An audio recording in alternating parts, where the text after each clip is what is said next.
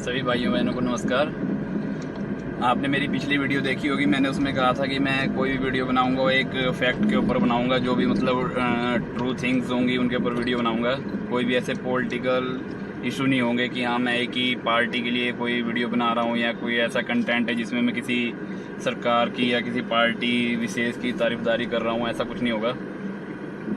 मैंने आपको ये बात पहले भी कही थी और ये बात मैं आज भी कह रहा हूँ, क्योंकि बहुत सारे ऐसे होंगे जो फर्स्ट टाइम मेरी वीडियो देख रहे होंगे, क्योंकि अभी मैंने ज़्यादा वीडियो बनाई नहीं और मैं चैनल पे भी नया हूँ।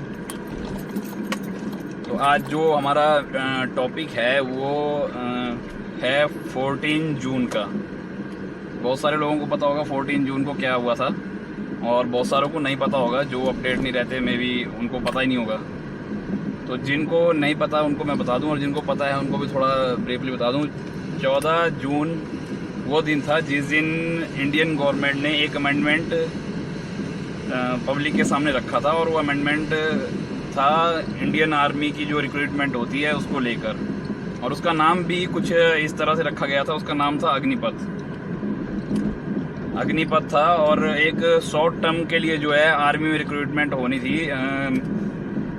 मैक्सिमम 4 इयर्स के लिए, और उसमें से जो 20% कैंडिडेट थे उनकी रिक्रूटमेंट जो है वो नेक्स्ट 15 इयर्स के लिए, जो आर्मी का नॉर्मल प्रोसीजर है उसके लिए होनी थी। तो इसमें बहुत सारी प्रॉब्लम्स जो है आई, और अभी इसके ऊपर सुप्रीम कोर्ट में भी पिटीशन है, और इसके ऊपर क्या डिसीजन होता है वो तो अभी देखने वाली बात होगी। मगर इसमें बहुत सारी चीज़ें ये ऐसी थी कि जिनकी वजह से दिक्कत सबको हुई है, चाहे वो प्रोटेस्ट कर रहे थे चाहे नहीं कर रहे थे, सबको प्रॉब्लम हुई है। और कुछ लोगों को तो ये भी पता नहीं था कि ये एक्चुअल में है क्या, और वो प्रोटेस्ट किस चीज़ के लिए कर रहे हैं। तो मैं आप सभी को कुछ चीज़ें ऐसी बताना चाहता हूँ। मैं कोई सरकार की तरफदारी नहीं करूँगा कि ये बहुत सही चीज़ थी, या कुछ ये भी नहीं कहूँगा कि बहुत गलत चीज़ थी। इसमें हाँ ज़रूर है कि हर चीज़ में कुछ ना कुछ खामियाँ होती है, मगर कई बार जो है पॉलिटिकल दबाव और पॉलिटिकल इशू इतने बढ़ जाते हैं कि लोग इन चीज़ों को समझ नहीं पाते, और ये बहुत जनरल सा इशू है। अभी कुछ हमारे विपक्षी जो होते हैं एंटी सरकार के, जैसे कुछ अन्य दल है, चाहे क्षेत्रीय दल है चाहे वो राष्ट्रीय दल है, वो भी इस तरह से बातें करते हैं ऑन न्यूज़ डिबेट में, जो उन्हें नहीं करनी चाहिए, क्योंकि इससे जो है जनता भड़कती है। अभी कांग्रेस के प्रवक्ता है, उनके तरफ से एक बयान आया था कि जो नोटबंदी थी वो जनता को समझ नहीं आई, इकोनॉमिस्ट जो पब्लिक थी उनको समझ नहीं आई, जीएसटी हमारे व्यापार मंडल के जो लोग हैं उनको समझ नहीं आई, किसान बिल जो था वो किसानों को समझ नहीं आया, और जो ये अग्निपथ वाली स्कीम है ये नौजवानों को समझ नहीं आ रही। तो ये कुछ उनके भड़काऊ बयान थे जो नहीं होने चाहिए थे मेरे हिसाब से। बाकी आप क्या राय रखते हो वो कमेंट में ज़रूर बताना। मैं आपको ये बताना चाहता हूँ कि ये जो सब चीज़ें हुई है ना, इनमें अगर हम मुद्दा उठाएं पहले नोटबंदी का, तो नोटबंदी खैर इतनी भी गलत नहीं थी। हाँ, उसको मतलब जिस हिसाब से उन्होंने प्रिपेयर करा था पूरे काम को, वो थोड़ा सा गलत था। उन्होंने प्रॉपर मैनेज नहीं करा था इन चीज़ों को, जिस वजह से पब्लिक को बहुत सारी मुसीबत का सामना करना पड़ा, काफ़ी ज़्यादा दिक्कत रही। लोग 500 रुपये निकालने के लिए भी लाइनों में 3-3, 4-4 घंटे खड़े रहते थे, और बहुत बुरे से हालात हो गए थे। और उसके बाद की जो हम बात करें तो हमारा जीएसटी, तो जीएसटी में सिर्फ मेरे हिसाब से उन्हीं लोगों को दिक्कत हुई है जो ब्लैक मार्केटिंग करते थे, अदरवाइज जो ज़्यादा पब्लिक दुखी नहीं है।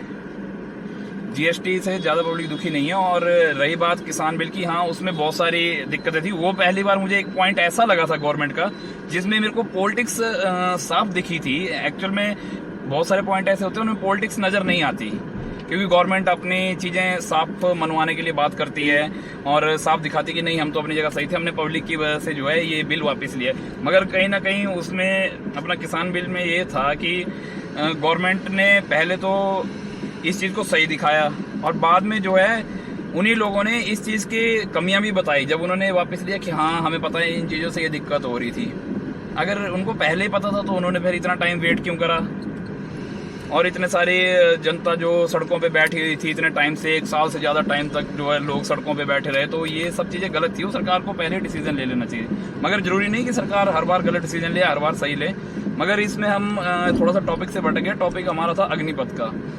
अग्निपथ एक ऐसी स्कीम है जो मे भी बहुत बढ़िया है। अगर मैं अपना पर्सनल ओपिनियन बताऊं तो काफ़ी अच्छी स्कीम है, इन इंडिया कैसे वर्किंग करेगी वो अभी क्लियर नहीं है, क्योंकि इसके ऊपर कोई ट्रायल हुआ नहीं है अभी तक। इसकी ट्रायल बेस पे कोई रिक्रूटमेंट हुई नहीं है। अगर स्टे नहीं लगाता है सुप्रीम कोर्ट तो मे भी सितंबर में इसकी रिक्रूटमेंट चालू हो जाएगी। और बाकी अगर हम बात करें अग्निपथ की स्कीम की, तो मैं आपको कुछ चीज़ें बताना चाहूँगा। इसमें पब्लिक को ये लग रहा था कि जी इसमें हमें कोई फ़ायदा नहीं है। लोगों को बताया गया कि आपको जो है 11,71,000 के अराउंड जो है एक सेवा निधि, जिसको हम प्राइवेट सेक्टर में पीएफ बोल देते हैं, जीपीएफ बोल देते हैं, वो आपको मिलेगी। तो पब्लिक का ये कहना था कि 11,71,000 4 साल में मिल रहा है, तो हम क्या खाना नहीं खाएंगे, हमें हमारे खर्चे भी तो होंगे। तो भैया पहली बात तो मैं लोगों को ये बताना चाहता हूँ कि आपने पहले तो ये स्लैब अच्छे से पढ़ा ही नहीं और देखा ही नहीं। इसमें सबसे मेन चीज़ जो थी आपकी सैलरी को लेके वो ये थी कि आपकी फर्स्ट ईयर में जो सैलरी रहने वाली थी वो 30,000 थी, सेकेंड में 33 थी, उसके बाद 36 थी, और फाइनल ईयर में जो है फोर्थ जो आपका ईयर रहेगा उसमें सैलरी आपकी होगी 40,000। अब इसमें डिडक्शन किस बेस पे थी वो भी मैं आपको बता दूं। पहले साल में जो है 9,000 के करीब डिडक्शन थी, और उसके बाद जो सेकंड ईयर था उसमें 9,900 समथिंग थी, और उसके नेक्स्ट ईयर में 10,000 थी। अब इसमें क्या था प्रोविजन, आपको पहले साल में 21,000 इन हैंड सैलरी मिल रही थी, दूसरे साल में आपको सैलरी मिल रही थी 23,000, तीसरे साल में आपको सैलरी मिल रही थी 25,000, और आखिरी साल में 28,000। 28,000 उस टाइम पे मिल रही थी जिस टाइम आपकी ग्रॉस जो है 40,000 थी। अब इस सैलरी में जो आपकी डिडक्शन हो रही थी 9,000 10,000 की हर साल, वो पैसा वो था जो आपको बाद में मिलना था, ना कि वो पैसा था कि आपको जो टोटल सैलरी। कुछ लोग ऐसे दिखा रहे थे कि जी जो आपको टोटल सैलरी मिलनी है, कंपनी जो जैसे हमारे कंपनी में एक सिस्टम होता है पीएफ कटता है, तो वो पीएफ में एक हिस्सेदारी होती है गवर्नमेंट की। कंपनी अपनी तरफ से पीएफ काटती है, गवर्नमेंट में भी उसका शेयर डलता है। सेम प्रोसीजर यहाँ था, आपके अगर 9,000 कट रहे हैं 9,000 ही गवर्नमेंट डालेगी, और वो आपको 4 साल के बाद 11,71,000 विदाउट टैक्स, जिसके ऊपर कोई टैक्स नहीं था, वो पैसा आपको मिलना था। ठीक है, पहली बात इस पर कोई टैक्स नहीं था। दूसरी, पब्लिक ने इसको इस तरीके से शो करा कि जी इसमें आपको कोई बेनिफिट नहीं है, ये सिर्फ वो पैसा दिखा रहे हैं जो आपको 4 साल में गवर्नमेंट पे करेगी। मगर इसमें ऐसा कुछ नहीं था। 4 साल में जो आपको सैलरी मिलेगी वो अलग है, और जो उसमें डिडक्शन होती है वो ये चीज़ थी कि उसमें गवर्नमेंट अपना सेम 50% शेयर और इंक्लूड करके आपको ये पैसा देगी 11,71,000। दूसरी पॉइंट इसकी वजह से लोगों को भड़काया गया। दूसरा पॉइंट ये था कि हाँ जी इसमें आपकी एक तो कैंटीन वाली जो फैसिलिटी थी वो ख़त्म कर दी गई, आपकी जो पेंशन थी वो बंद कर दी गई। तो मेरे हिसाब से अगर कोई बंदा 4 साल जॉब कर रहा है और उसे 4 साल के अंदर 11,71,000 की इनकमिंग होती है, तो मेरे हिसाब से वो कुछ गलत नहीं है, पहली बात। हाँ, कुछ तरीके ऐसे है कि सरकार ने इसके ऊपर वर्किंग नहीं करी और उन्होंने इसको अच्छे से पब्लिक के सामने रखा नहीं ताकि पब्लिक को समझ आ सके। ठीक है, इसके पीछे अगर हम आग लगाएंगे, आगजनी की घटना जो हुई, जिसका नाम ही अग्निपथ था, उसमें इतनी ज़्यादा आगजनी की घटना हुई। सिकंदराबाद जो तेलंगाना में रेलवे स्टेशन है, वहाँ पर राजधानी एक्सप्रेस में आग लगाई गई। ठीक है, इसकी वजह से जो है तेलंगाना के अंदर ट्रेनों की आवाजाही रोक दी गई। अब उससे दिक्कत क्या, बहुत सारे बुजुर्ग लोग ऐसे थे जो बेचारे उस ट्रेन में सफर कर रहे थे, उनको मजबूरन स्टेशन पे उतरना पड़ा और अगले 4-5 दिन के लिए मिनिमम ट्रेनें सारी रुक गई। तो वो बेचारे ना अपने घर जा पाए, ना वो इधर उधर जो ज़्यादा दूरी की थे वो नहीं जा पाए कहीं भी। तो इससे आम जनता बहुत ज़्यादा इफेक्टेड हुई है। और जो ये उपद्रवी थे, मैं इन्हें नागरिक नहीं कहूँगा। आपको क्या लगता है ये आर्मी में जाके अच्छे से काम करते? इनमें से 60 या 70% जनता तो ऐसी होगी जो आर्मी में एलिजिबल ही नहीं है, जिनकी ओवर एज है, जो वो जा ही नहीं सकते आर्मी में। और उन्होंने ये सारे कांड करे हैं और इनके पीछे पॉलिटिकल इशू भी बहुत सारे होते हैं कि हाँ भाई आप आग लगाओ, युवाओं को भड़काओ। और बहुत सारे ऐसे व्हाट्सएप चैटिंग्स भी थी कि इस जगह चौकी को जला दो, इस जगह ये कर दो। इसी वजह से गवर्नमेंट को जो है बीच में इंटरनेट सेवा भी बंद करनी पड़ी। पूरे देश में ये चीज़ें हुई है। इवन सबसे ज़्यादा जो हुई है वो हैदराबाद, मध्य प्रदेश, बिहार, यूपी और हरियाणा में छुटपुट हुई है, इतनी ज़्यादा नहीं हुई। पंजाब में भी इसका रोष देखने को मिला है, रोष हर जगह था लोगों में। मगर लोगों को ये समझने की जरूरत थी सबसे पहले कि एक्चुअल में ये चीज़ है क्या। पब्लिक बिना समझे कोई भी डिसीजन ले लेती है, वो चीज़ गलत है। आपको मैं बता दूं कि इसमें गवर्नमेंट ने कुछ भी चेंज नहीं करा था। गवर्नमेंट को सिर्फ जो हमारा पेंशन है, पेंशन स्कीम बंद हुई थी। 4 साल के बाद गवर्नमेंट आपको जो है वो दे रही थी, आपका सेवा निधि जो थी वो दे रही थी 11 लाख रुपए। 11,71,000 की सेवानिधि मिल रही थी। उसके बाद आपकी जो पेंशन है वो बंद कर दी गई थी, मगर 4 साल के बाद आप किसी भी गवर्नमेंट सेक्टर में जॉब करने के लिए आपको कोटे के स्लैब जो था पहले भी इंडियन आर्मी का, उसमें आप आते हो, उसके ऊपर कोई चेंजेस नहीं हुए हैं। और ये सिर्फ जो है हमारी स्थल सेना है उसी के अंदर चेंजेस हुए हैं, ना कि हमारे एयरफोर्स या नेवी, इनके अंदर कोई भी चेंजेस नहीं थे। और ना ही कोई जो गैजेटेड ऑफिसर है, ऑफिसर रैंक में कोई भी चेंजेस नहीं थे। आप सेम एनडीए के टेस्ट की तैयारी करके जो है आगे जा सकते थे। ऐसा नहीं था कि एनडीए के टेस्ट की तैयारी करोगे आप 4 साल में आपको हटा दिया जाएगा, 4 साल में आपकी रिटायरमेंट हो जाएगी। ऐसी कोई भी पॉलिसी नहीं बनी थी, जिसके लिए भी पब्लिक को भड़काया गया, बहुत सारे युवाओं को जो है गलत गाइड किया गया था। सरकार की सबसे बड़ी खामी जो मेरे को इस चीज़ में लगी है वो ये है कि इन्होंने विदाउट ट्रायल एक मतलब लोगों के सामने एक चीज़ रख दी कि हम ये करने वाले हैं, और पब्लिक को प्रॉपरली पता नहीं था कि एक्चुअल में है क्या, और लोग भड़क गए। मुझे लगता है कि सरकार की इसमें मतलब कोई भी ऐसी खामी नहीं है कि ये स्कीम गलत है। बस इस स्कीम में कुछ चीज़ें ऐसी है जो गवर्नमेंट कब करेगी कब नहीं करेगी वो एक देखने वाली बात होगी, क्योंकि बहुत सारी चीज़ें ऐसी है कि गवर्नमेंट ने स्टार्टिंग में ये बोला है कि हम पहले तो 23 ईयर्स जो एज लिमिट है वो हमने करी हुई है final decide for only on 2022। ठीक है, उसमें क्या है कि आप 23 साल तक एप्लीकेबल हो, मगर 2022 के बाद ये 21 साल की एज तक ही एप्लीकेबल होगा। मगर उसमें मुझे सबसे बड़ी खामी जो लगी थी वो ये लगी थी कि एवरेज जो अगर हम मान के चलें हर साल जो गवर्नमेंट करती है हमारी आर्मी के लिए रिक्रूटमेंट, वो अराउंड होती है 50,000 से 60,000 एवरेज के ऊपर मैं बात कर रहा हूँ। किसी साल जो है 80,000 भी हुई है, किसी साल 70,000 भी हुई है, कभी 40,000 हुई है। तो एवरेज एक 50 से 60 के बीच में एक डाटा रहता है, एक फिगर रहता है। तो उसके ऊपर जब गवर्नमेंट रिक्रूटमेंट कर रही है तो इन्होंने सिर्फ और सिर्फ यहाँ पर जो है 40 या 48,000 के अराउंड टोटल जो है पोस्टें जो अभी निकाली थी फिलहाल। अगर आप इनके ऊपर वर्किंग कर रहे हो और इनके हिसाब से अगर आप ये बात बोलते हो कि 25% लोगों को हम जो है आगे कैरी फॉरवर्ड करेंगे, जो हमारे कैंडिडेट होंगे उनको 4 साल के बाद, और 75 को जो हम रिटायर करेंगे, तो उस हिसाब से मेरे को इनका थोड़ा सा डाटा ये अटपटा सा लगा कि अगर ऑलरेडी जब हम 40 से 50,000 या 60,000 एवरेज जो भर्ती आर्मी में चल रही है उसके बेस पे अगर आप 50,000 ही करते हो और उसके बाद भी आप 25 को सिर्फ कैरी फॉरवर्ड करोगे, तो कहीं ना कहीं ये सवाल निशान लगाता है कि आप गलत कर रहे हो। अगर आपको ये चीज़ फॉलो करनी थी तो आप 1.5 लाख के ऊपर जो है आर्मी की रिक्रूटमेंट करते और उसके बाद आप 25% को आगे रखते, तो वो चीज़ समझ में आती है कि नहीं हम 1.5 लाख की रिक्रूटमेंट कर रहे हैं जो पहले होती थी 40,000 या 60,000। उसके बाद हम 25 जो रहेंगे वो आपका फिगर सेम 50, 40, 45,000 के आसपास रहेगा कि हम इतने बंदों को जो है आगे 15 साल के लिए रखेंगे। तो इस चीज़ में थोड़ा सा लोगों को सोचने की बहुत ज़्यादा ज़रूरत है कि विदाउट कोई मतलब प्रॉपर इन्फॉर्मेशन के हम कहीं भी रेलवे स्टेशन पे आग लगा रहे हैं, गाड़ियों को जला रहे हैं, तो इन चीज़ों से बहुत ज़्यादा दिक्कत होने वाली है, क्योंकि जनरेशन पूरा वर्ल्ड इन चीज़ों को देखता है। और अगर जो पर्सन आर्मी में जाना चाहते हैं और वो इस तरह की पब्लिक मशीनरीज जो गवर्नमेंट मशीनरीज है उनको ऐसे नुकसान पहुंचाते हैं, तो मे बी वो शायद आर्मी में जाने लायक है ही नहीं। पहली बात तो ये ठीक है, उनको पहले चीज़ें समझनी चाहिए थी। और ये चीज़ें अभी ट्रायल बेस्ड है, कुछ ऐसा नहीं है कि आर्मी ने इस चीज़ को बिल्कुल अमेंडमेंट कर दिया अभी। अब तो खैर केस ही सुप्रीम कोर्ट में है, तो अब वही डिसीजन लेगा कि इसको करना क्या है, ये इम्प्लीमेंट होगा नहीं होगा। मगर एक स्कीम थी जिसको आप शांति वाले तरीके से विरोध कर सकते थे। इसमें आर्मी की सबसे बड़ी जो प्रॉब्लम होने वाली थी वो ये थी कि थोड़ी सी मॉनिटरिंग बहुत ज़्यादा स्ट्रिक्ट करनी पड़ती, क्योंकि जब आप किसी को 4 साल के लिए रिक्रूट कर रहे हो, चाहे वो XYZ कोई भी पर्सन हो, तो आप उससे लॉयल्टी की उम्मीद उतनी नहीं कर सकते जितनी आप 15 साल वाले एक आर्मी कैंडिडेट से कर सकते हो। कहीं ना कहीं ये भी हो सकता है कि जैसे हमारे इस टाइम कंट्री में हालात चल रहे हैं, हर जगह आपको टेररिज्म देखने को मिलता है, हर जगह अभी कुछ हमारी घटनाएं ऐसी हुई है देश में, उदयपुर में हुआ है, यूपी में कानपुर में हुआ है, बहुत सारी जगह ऐसी घटनाएं हुई जिनमें मैं किसी को समुदाय विशेष को टारगेट नहीं कर रहा हूँ, मगर बहुत सारी ऐसी चीज़ें होती है जिनकी वजह से आगे ये इशू उठ सकता था कि जो बंदा कैंडिडेट जो आपका 4 साल के लिए आर्मी में जा रहा है, क्या वो लॉयल है?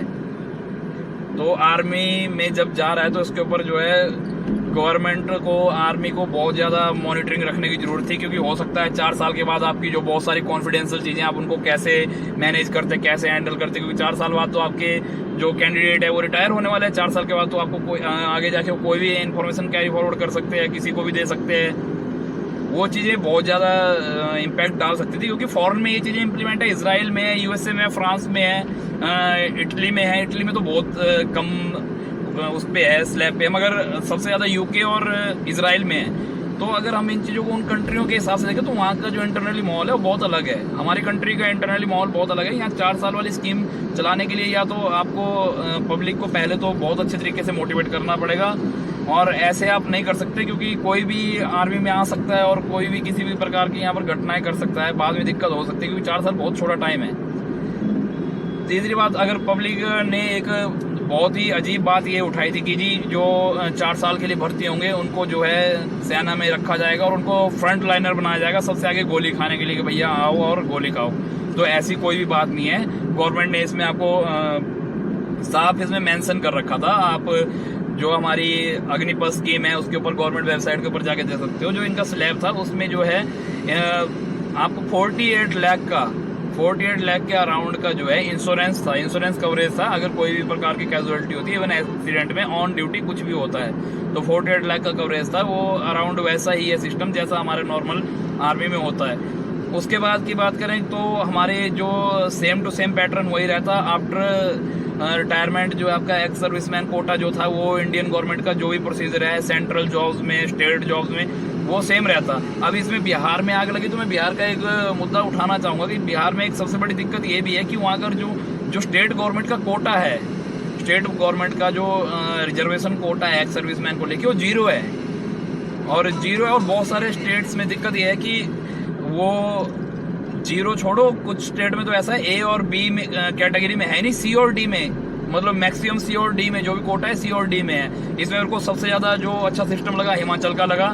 बेसिकली मैं भी हिमाचल से बिलोंग करता हूँ, और हिमाचल, पंजाब, चंडीगढ़ और कर्नाटक, इनमें जो स्लैब था वो ए बी सी डी तीनों कैटेगरी में सेम है। हिमाचल में सबसे ज्यादा है 15%, चाहे वो ए कैटेगरी हो, चाहे बी हो, चाहे सी हो, चाहे डी हो, वो भी एक्स सर्विसमैन कोटा के लिए। सेम चंडीगढ़ और पंजाब में 13% है, वो भी बहुत सही है। कर्नाटक में 10% है, मगर सब में है। तो ए बी सी डी में है तो बहुत बढ़िया बात है। बिहार की अगर हम बात करें तो उसमें जीरो है। बहुत सारे स्टेट ऐसे हैं उनमें सी और डी में है, तो वो चीजें गलत है। आप एक आर्मी के पर्सन के लिए सिर्फ सी और डी कैटेगरी नहीं बना सकते। वो बहुत, जो बंदा देश की सेवा कर रहा है, बॉर्डर पे लड़ रहा है, वहां से रिटायर आएगा, क्या आप उसको सी और डी कैटेगरी की जॉब प्रोवाइड करवा रहे हो? सबसे बड़ी सोचने वाली बात थी। और सेंटर ने इसके ऊपर कोई काम नहीं करा। सेंटर को इसके ऊपर काम ये करना चाहिए था कि उनको स्टेट को रिकमेंड करना चाहिए था कि आपको इसमें कोटा देना ही पड़ेगा और सबसे ज्यादा जरूरी है। इसके ऊपर वर्किंग नहीं हुई, सबसे बड़ी बात। और पब्लिक जो भड़की है, कुछ हमारे न्यूज चैनल पे, बहुत बड़े बड़े, हमारे एक बड़ा फेमस न्यूज चैनल है आज तक, जिसका आप नाम सब सुनते हो, और काफी फेमस है और काफी मतलब हाईलाइटेड भी है। तो इसके एक हमारे वरिष्ठ पत्रकार है, मैं नाम नहीं लूंगा उनका एक क्वेश्चन था कि जी अब सुनने में आ रहा है कि 24 साल के युवा जो रिटायर होंगे तो वो उसके बाद क्या करेंगे। तो मैं उनको डायरेक्ट बताना चाहता हूँ, या तो आप पत्रकार नहीं हो, अगर पत्रकार हो तो आपको ये इस तरह की बातें विदाउट इन्वेस्टिगेशन करे हुए बोलना शोभा नहीं देती। आपको ये बात पता होनी चाहिए। अगर आप सर्वे करोगे, डिपार्टमेंट, ह्यूमन रिसोर्सेज डिपार्टमेंट जो हमारा इंडियन गवर्नमेंट का डिपार्टमेंट है, उसके अकॉर्डिंग, सॉरी थोड़ा आपको डिस्टर्बेंस हो रहा है क्योंकि अभी मैं ट्रैफिक में ड्राइव कर रहा हूँ, उस वजह से। तो उसके अकॉर्डिंग आप देखोगे तो हमारे जितने भी युवा है वो 24 से 25 साल की एज में एवरेज जो है जॉब करते हैं, कोई इशू नहीं है। और 21 साल की एज तक हालांकि वो अपनी कॉलेज स्टडी कर लेते हैं, कुछ कॉरेस्पॉन्डेंस आगे एजुकेशन अपनी चलाते रहते हैं, ये सब चीजें हैं। मगर सबसे बड़ी प्रॉब्लम वाली बात तो ये है कि उन्होंने एक भड़काऊ तरीके से ये चीजें पब्लिक के सामने रखी कि 24 साल में युवा रिटायर हो जाएंगे, वो क्या करेंगे। पहली बात तो देखो, 24 साल में कोई बंदा अगर रिटायर हो रहा है ना, वो किसी प्राइवेट सेक्टर में जॉब कर रहा है, 24 साल की एज तक अगर वो रिटायर होता है, कोई भी प्राइवेट सेक्टर आपको 11 लाख रुपए नहीं देगा। पहली बात मैं आपको ये बता दूं। दूसरी बात, कोई भी सेक्टर आपको 40,000 की सैलरी नहीं देगा 24 साल की एज में।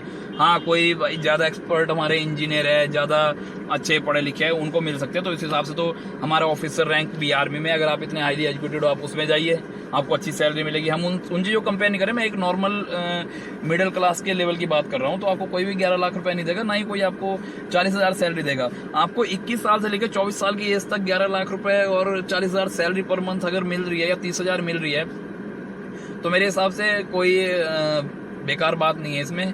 बेकार बात जो मेरे को एक लगी थी वो यही लगी थी कि हर साल हमारे 40 से 50 हजार जवान जो है वो रिटायर होते हैं, उसके अगेंस्ट आप रिक्रूटमेंट कर रहे हो 40 से 50 हजार जवान, मगर उसमें भी आप सिर्फ 25% को 15 ईयर्स के लिए कैरी फॉरवर्ड करोगे।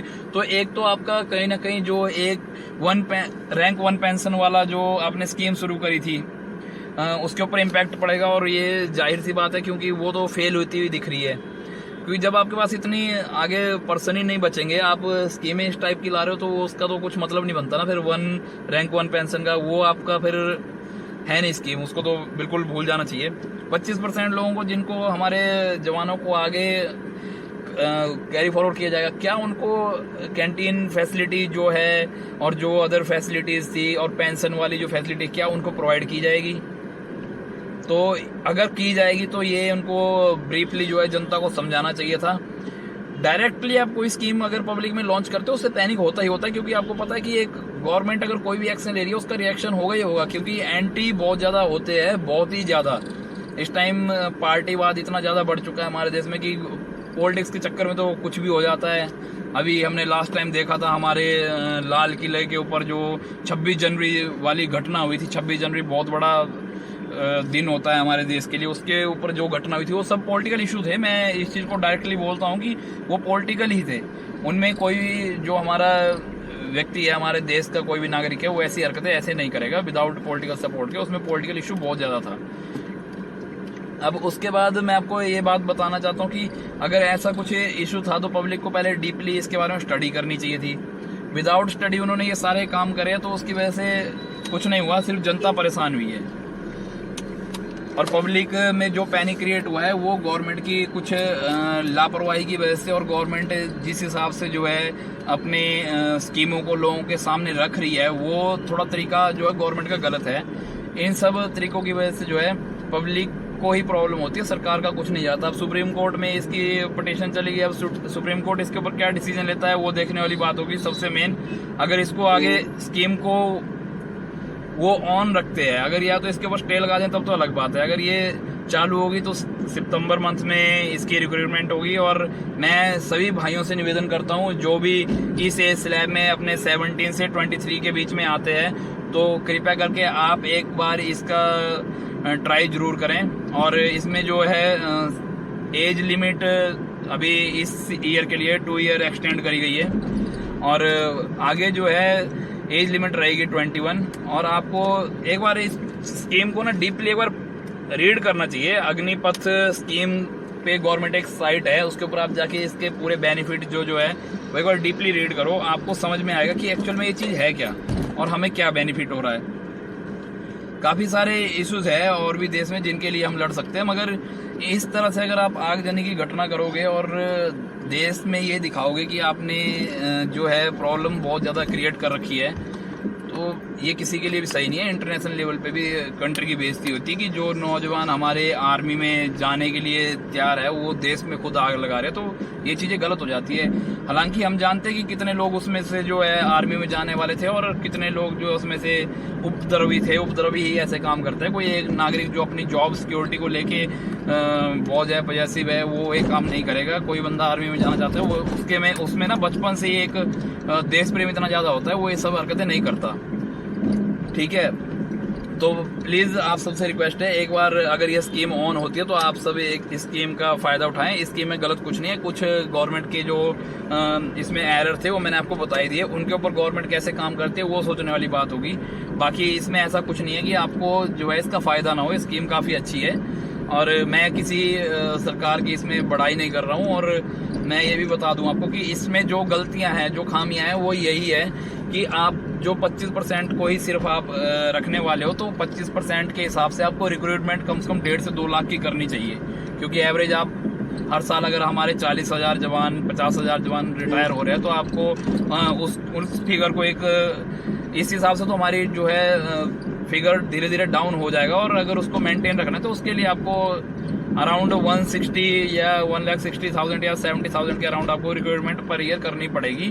फिर आप 25% को आगे कैरी कर सकते हो, कोई इशू नहीं है। और जो मैंने चीज़ें आपको बताई आई होप आपको समझ आई होंगी।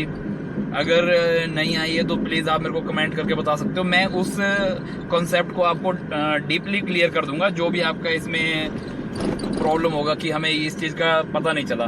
मगर प्लीज़ आप लोग कृपा करके इसके ऊपर कोई ऐसा प्रॉब्लम क्रिएट ना करें कि जिसकी वजह से जो है आपको प्रॉब्लम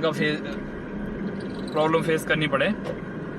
मेरी सभी भाइयों से रिक्वेस्ट है, आप एक बार साइट पे जाके इसकी पूरी स्कीम को रीड करें कि स्कीम में क्या बेनिफिट है क्या नहीं है, और उसके बाद कोई भी डिसीजन ले कि आपको ये स्कीम चाहिए या नहीं चाहिए। बस इतना ही कहना चाहता हूँ मैं आपसे। और मैं भी अपने घर के पास पहुँच चुका हूँ, और जिन भाइयों ने मेरा भी चैनल सब्सक्राइब नहीं करा है वो सब्सक्राइब करें और शेयर करें, और मुझे इंस्टा पे भी फॉलो करें। मैं आपको अपना लिंक भेज रहा हूँ। Thank you. जय हिंद, जय भारत।